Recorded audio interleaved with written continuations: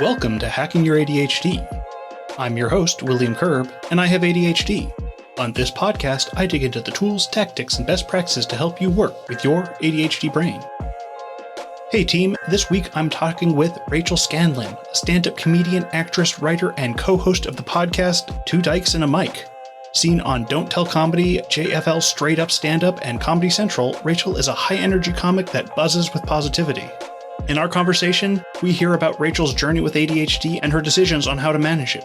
We also explore the intertwining worlds of ADHD and queer identity. From the challenges of school to the joys of podcasting, our conversation ranges and highlights the power of embracing your own unique experiences. If you'd like to follow along on the show notes page, you can find that at hackingYourADHD.com/149. And just as a note, there is some mild swearing in this episode, so if that's something that bothers you, you might want to skip this one. All right, keep on listening to find out what's so funny about ADHD.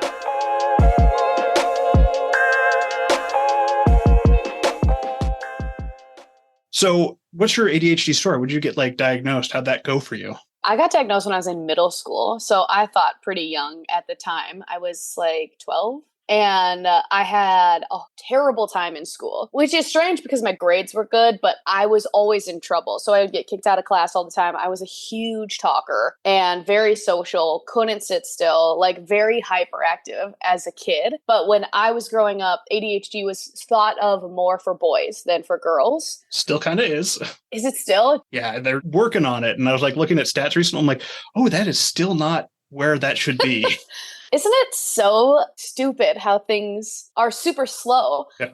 ADHD is talked about so much on TikTok, and I feel like TikTok has helped so many people connect with other people and other communities. Mm-hmm. But I do feel like at large, when you get outside the real world, is so much farther behind than what it feels like socially it should be. But I got diagnosed real young, and they put me on medication really quickly. So I started taking the Adderall at 12. Mm-hmm. I took it for 10 years straight, slowly going up and up and up in dosages until I was in my mid-20s. I didn't feel like I was making a choice to be somebody who's on medication. I was a problem kid who kind of needed to be fixed. And a way to do that is to keep taking these pills. When I finally got out of college, moved to Los Angeles, started doing stand-up, I realized, do I need to be taking any type of medication if I'm somebody who is a comedian? You know what I mean? I'm not sitting in a classroom all day long. If I've built my life in a way where I can use the way that my brain works for a career, do I actually need to be on any type of medication? And so I just stopped. It took almost a full year and a half to get down to no medication. And that took a really long time. Then I realized that for me, the medication was something that made certain qualities that I had. It was so weird. I didn't realize that most people would take naps and eat 3 meals a day. I had no idea. I was because when you go from childhood to being an adult on a specific substance, I had to kind of relearn how to eat and how to kind of rework things that I think the meds that I was on, I took for habits that were not quite natural to me. So I was also chain smoking and alcoholic. So a lot of things needed to change for me. Yeah. You just substitute one thing with it's now I'm just going to use nicotine to be my drug of choice. Of course. It was a very interesting time. Mm-hmm. And you're learning a lot as well when you're in your 23, 24. It's a crazy time in your life. So I got off and I have not been on any ADHD meds since. It felt like such a huge deal when I was a kid because I was always in trouble. Mm-hmm. And now that I'm older, it is feel more common, less stigmatized than when I was younger. It's fun. Are you on meds? Yeah, currently I am. How long have you been on meds? 12 years, but the last 6 or 7 doing it consistently. Because I first got on and I was oh, I'm just going to do this the ADHD way and take these when I need them. And that does not work at all. Because when I first got diagnosed, I did not do anything other than take meds to manage the ADHD, which does not work. Oh, yeah. I think that is super, super common where people assume if I change nothing, take the pill, then that's it. I think that's kind of what they sell it as too, as the magic pill. Yeah, I took it, I'm man, I am great at commenting on Reddit now. Once I like started learning more about managing my ADHD, I'm like, oh, I need to take this consistently and this works way better. And then I can manage my dose. And then I'm like, oh, I have a super high heart rate. I need to lower my dose. Yeah. I was like, why did my Apple Watch keep telling me that I'm like, have a high heart rate? And they're like, oh, probably that stimulant I'm taking. Yeah. But I was taking so much towards the end where I would set an alarm, take my pill, go back to sleep, and then it would wake me up. It's so interesting. I think people like don't understand to be on a stimulant when you have ADHD. Mm-hmm. There's a lot of things working with somebody who has this way of thinking on medication as an adult. Yeah, I barely really understood it in my adulthood. Do you have days where you don't take it?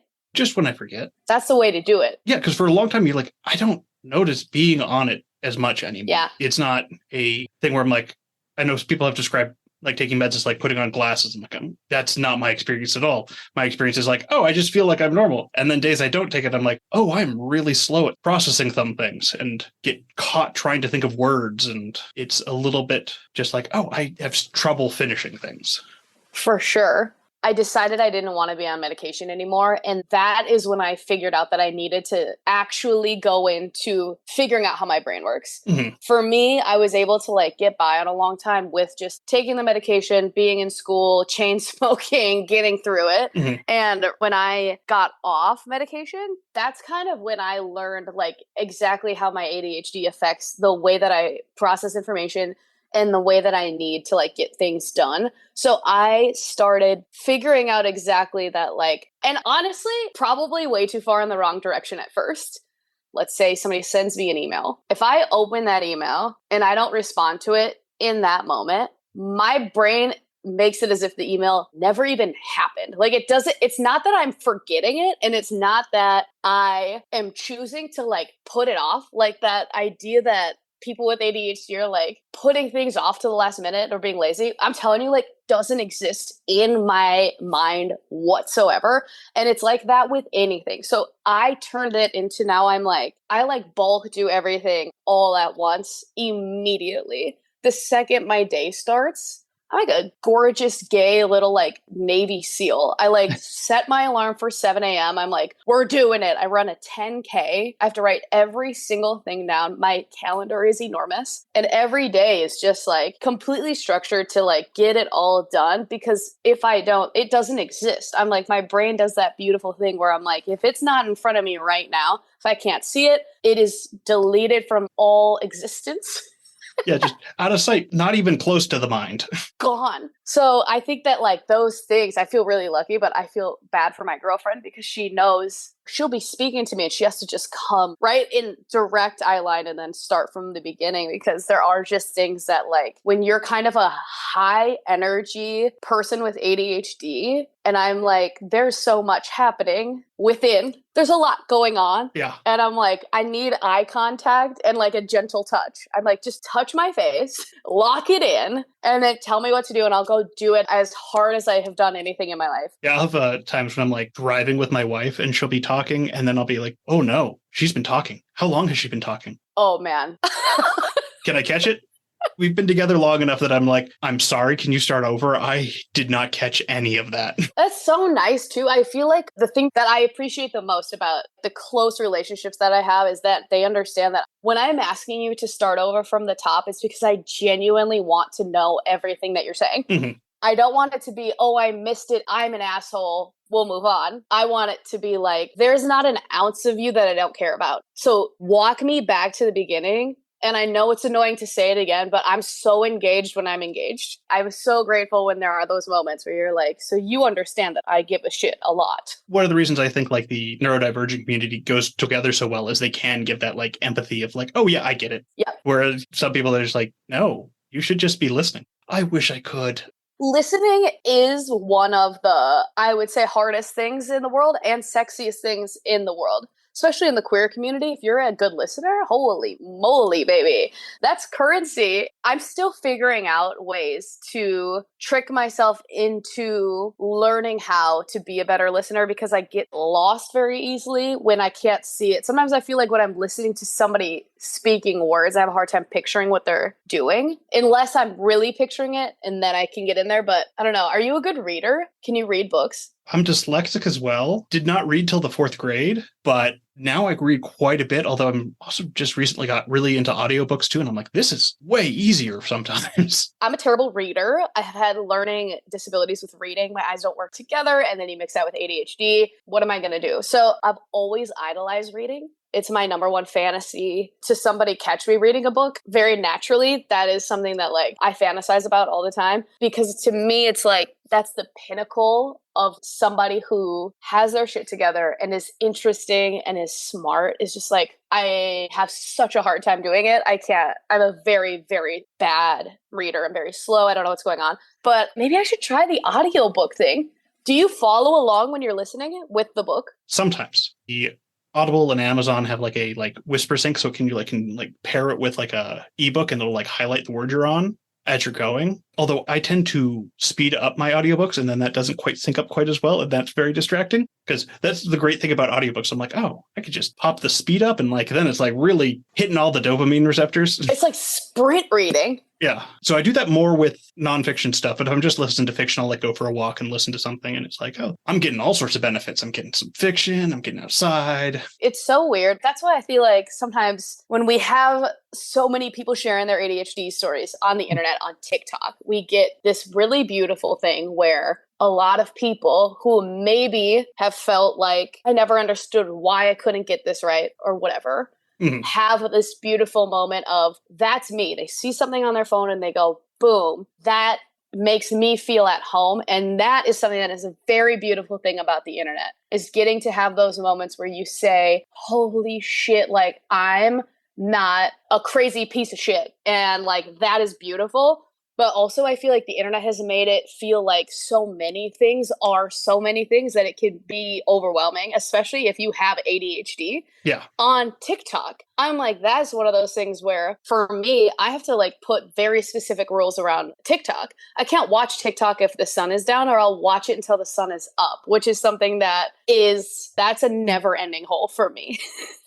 I just watched so many lesbians splitting wood on. And they sure are splitting wood, aren't they?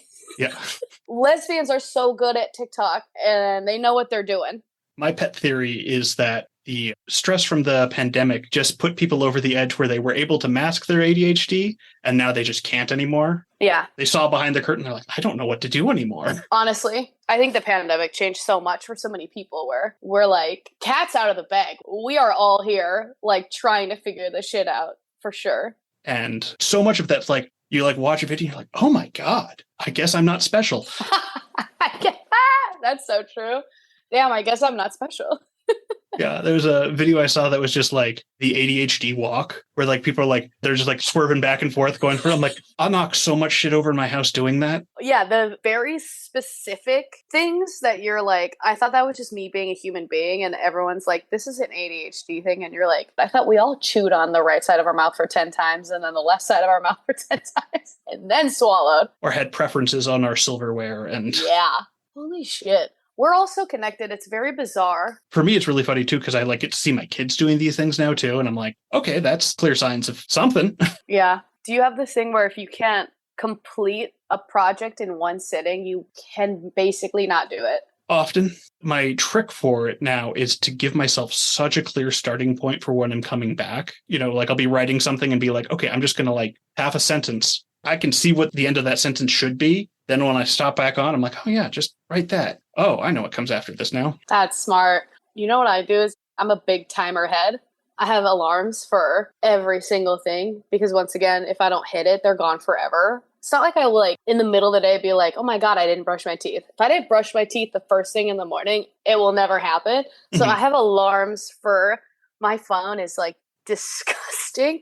The amount of alarms that need to be done every single day. And it's like to a T. That for me unlocked the amount of pressure you feel when you have ADHD and you know that like things can get away from you. Feeling like you have to remember everything for your entire day is unbelievably overwhelming. To be like, I have to remember everything for my waking hours. I don't know about you, but if I get lost on a new hobby or if I get really entranced in like, let's say I find a new show that has 12 episodes that I've never seen, I won't eat until that's over. And then I'll realize like, this is when I was like, I need alarms that go off. Otherwise I can't be an independent person. I'm like, the slave to my alarms is so real for me. Yeah, like I have to have lunch on my calendar because it's just so easy for me to be like, if I go, I'll eat when I'm hungry, then I'm going to get to a point where I'm like, I no longer want to make food. I just want to shove whatever I can find in the kitchen in my mouth as quickly as possible. Yeah, I feel like that's such a major one. And like figuring out for me, like, I have to really think the night before is kind of when I have to sit there and kind of manifest. So I work out a ton. I'm like you won't believe this, a hobby took over my life. And I went from, during the lockdown, I started running. So every day I would run a 5K. Mm-hmm. And I got sober. So I went from drinking way too much to never drinking again. Kind of classic. Nice. And because I work out so much and because I do stand up a lot, I have to wear like 3 to 4 different outfits in a day. I have my workout clothes, then I have my relaxing at home clothes, then I have when I go to work, when I podcast, an outfit for that, change back to regular clothes, and then a show outfit. So I'm looking at 4 outfits a day. If you go into my room, it looks like a gay, like psychopath's little like closet. There's just like 4 different outfits laid out for each different 2-hour segments of the day. And for me, it's like I have to see what the clothes are going to be to know what I need to do in the day. It's a very like visual cue for me to know, okay, I'm wearing these clothes. Because otherwise I'll shower and then I'll just be like, what the fuck am I doing now? Mm-hmm. Why am I naked? Was I doing something? And God forbid something else gets in my way. And then it's just, I feel like my life is a lot like, I can tell there is like a path that a normal day is supposed to go. And it takes a lot of effort for me to actually get down that path that gets me back into bed with food and everything that needs to be done. And for me, it feels like I figured out a way that I know what's going to kind of set me off my path, and setting out little like check marks along the way to make it kind of like bite-sized parts that I can achieve. But once I figured that out, I realized that like I can turn almost anything into like a goal or a game, whether it be like physical activities, stand-up, career, relationships, but not in a creepy way. And like relationships with family, like I can be somebody who has figured out, like I do feel like I've mastered the way that my brain works. And I do feel like I'm almost unstoppable. Once I've decided I want to do something, there is no way that I will not complete it now that I have like figured out goal setting and knocking things out, which I feel like is kind of the power of people with ADHD is like, once we figure out the way that we are kind of wired differently, mm-hmm. now you kind of have a superpower, which is awesome. Yeah. When we're not trying to do things the way neurotypicals do them, it's like, oh, this works. This works. Yes. For me, once I realized I didn't have to figure out for the rest of my life how to be quiet for school hours. Mm-hmm. Once I was like, I can be as energetic as I want and I can do what I want to be done in a day, then it's like, look out. Because now you have like a very powerful person.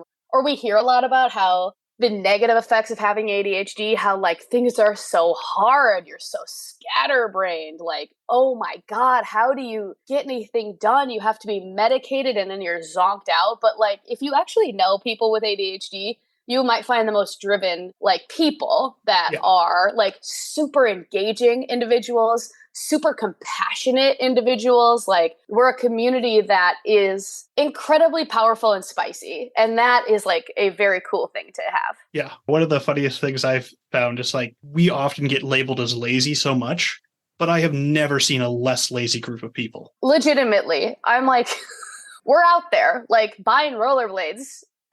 Yeah. You know, when I'm old, what am I going to do when I retire? That's not going to happen. Right. I couldn't do that. No. I will find things to do. Honestly, like we're the ones making all the stuff all the time. We're not sitting back. Yeah. I don't know. I think it's that thing of like trying to be like everyone else so much that you're like, this is never going to work. That once you accept that you have to do things the way that makes sense to you is kind of when you unlock the rest of the world. For me, I'm like, school just was never going to be something that was painless for me. Mm-hmm. And then once you're able to kind of like craft your own life, then you're able to be like, oh my God, like I can really be a special person who's good at stuff when you're told for so long that you're a problem. It's like major. When we're doing things we want to do, I'm not going to go with easy, but there's not a wall in the way. Right. And I can see like neurotypical people who don't have ADHD not having that. I'm like, thank God I have these qualities that come from the way that my brain works has made me a very efficient like person. And I'm like, oh, thank God I have that. Like that got me through so many times where you can lean back on the way your brain works for the positive. It's like, it's good. And it is funny too, because sometimes I like get in this mindset of like, oh, this is just how everyone is. And then I'll like actually encounter a neurotypical person. I have a good friend that's neurotypical. I'll be like, go and like do work at his house sometimes. And I'm just like, you just did that? How? Just sat down and wow. Isn't that wild? I'm always kind of mystified by the people that can read books. Number one, obviously. It's a different world. I feel like the same way with my queerness. I like forget the existence of heterosexuals, where I assume I'm like, well, everyone, it doesn't matter if you're in like a straight passing relationship. I'm like, we're all gay, right? Yeah. And then you'll see somebody who's actually straight and I'm like, oh my God, I thought we eradicated that. I can't believe there are still some heterosexuals out there in the world. Some heterosexual neurotypicals out walking amongst us, if you can even believe that. Yeah. Because I'm pan, bi, whatever, but I'm in what is ostensibly a straight relationship. But then, you know, it's also like these things I like meet people. I'm like, oh, you're really not attracted to everybody? There is a cutoff? Isn't it shocking? Weird. It's literally jarring to be like, I'm like, are you kidding? Is this a bit? You could say like, without a doubt, straight. I'm like, what the fuck? You've honestly never questioned? That's weird. It is, you know, it's the weirdest when people don't question it. And that to me is like, well, give it time, my friend. Yeah. You got to ask yourself questions, especially since the pandemic, especially when we're living in a time where things are more fluid and more open. It's like, you got to get into the old head and heart and really figure it out. Yeah. And so on this topic, you also have your podcast, Two Dykes and a Mic, which sounds fantastic name. Thank you so much. Two Dykes and a Mic is like my pride and joy. It's such an amazing outlet where something, yet again, a hobby I took way too far. And now it is like my whole life and I love it so much. But me and my co-host, her name is Mackenzie Goodwin. And we review, you know, gay culture. We have on queer guests. We play games. We do like Who Tops Who. And it's one of those things where I think a lot of times in the queer community, a lot of our content can be heavy, specifically in the lesbian community. A lot of the stuff that you watch is like, it'll be like a married housewife falls in love with her like English teacher and then one of them dies, or real like kind of soppy coming out stuff. And I just like my whole life, I've always wanted to be a comedian. And then when I started falling in love with women, I was like, there needs to be two best friends. Like a lot of times when you have two queer women, they're in love with each other or one of them wants to fuck the other one. And my co-host and I being actual queer best friends, having a like unbelievably silly podcast is something that has brought me so much joy. And it's like, it's the most fun thing in the world to do. The podcast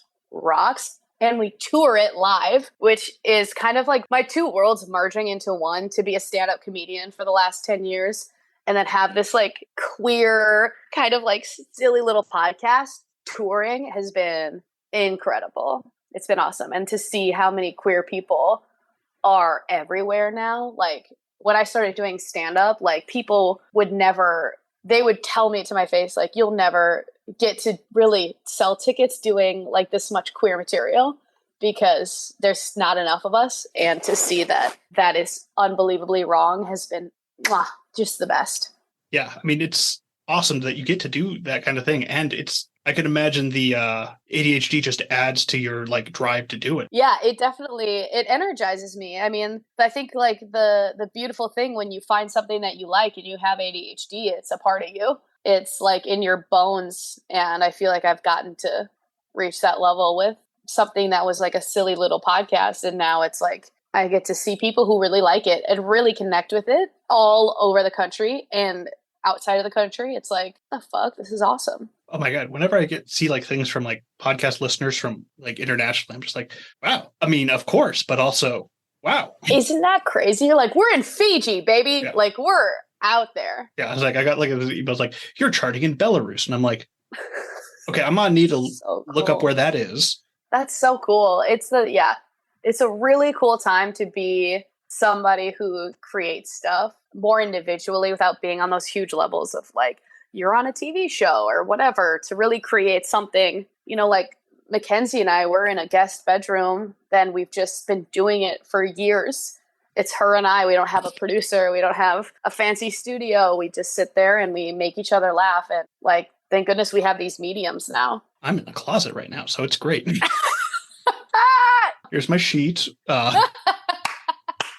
Hides the giant pile of stuff behind me. And it's just, it is one of those things like podcasting is amazing because you can just do that. Like, just have this place that I can go and do this. And this is even kind of fancy to have. Oh, yeah. I do feel like something about being able to go out, buy the equipment, record it yourself, edit yourself, publish yourself from the entire chain line to do it all is like very satisfying if you have ADHD. You can take that whole thing and be like, we're going to pump this out today. Is like great. Yeah. Very early in the pandemic when I was still like trying to keep to my content schedules, be like, okay, if I finish editing in the next half hour, I can put it up before it's supposed to go live. Now I'm just like, yeah, it'll get up when it gets up. Yeah. I'm like, I have ADHD. It's okay to have ADHD while doing this. Yes, the podcast about it. I like people like, hey, this episode doesn't have show notes. What happened? I'm like, I never put them up. That's what happened. Right. What do you think happened? All right. Well, is there anything you want to leave the listeners with before we sign off here? If you're listening to this podcast right now, just know that I'm Rachel Scanlon. You can follow me at Rachel Safety. Listen to Two Dykes and a Mic. And this has been awesome. Thanks so much for having me on. Great having you. Thanks for coming.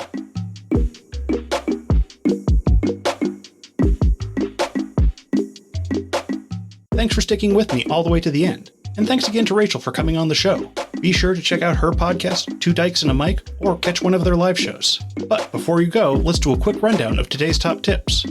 1. People with ADHD are often labeled with stereotypes like being scatterbrained or lazy. It's essential that we challenge these misconceptions and highlight our strengths such as drive, engagement, and compassion that many of us with ADHD possess. 2. Recognizing and understanding one's neurodivergence can be liberating. Instead of attempting to fit into a neurotypical mold, individuals with ADHD should embrace and celebrate their unique traits and abilities. 3. There can be an intersection in the experiences of being queer and being neurodivergent. It can be beneficial for people to question and engage in some introspection around this, even if it leads to just reaffirming what your own initial understanding already was. 4. With ADHD, it's important to find creative outlets that let you truly be yourself. By tapping into your own self-expression, you can lean into your strength and find fulfillment with what you do. That's it. Thanks for listening. I'd love to hear what you thought of this episode. Feel free to connect with me over at hackingYourADHD.com/contact. If you'd like links or to read this episode's transcript, you can go to the show notes page at hackingYourADHD.com/149. If you'd like to support the show, the best way to do so is to tell someone about the show, especially if you think a particular episode would resonate with them. Just click the share button on your podcast player and send it over. Or you can consider supporting me on Patreon. Just go to hackingYourADHD.com/Patreon to find out more. And now for your moment of dad. What's worse than when it's raining cats and dogs? When it's hailing taxis.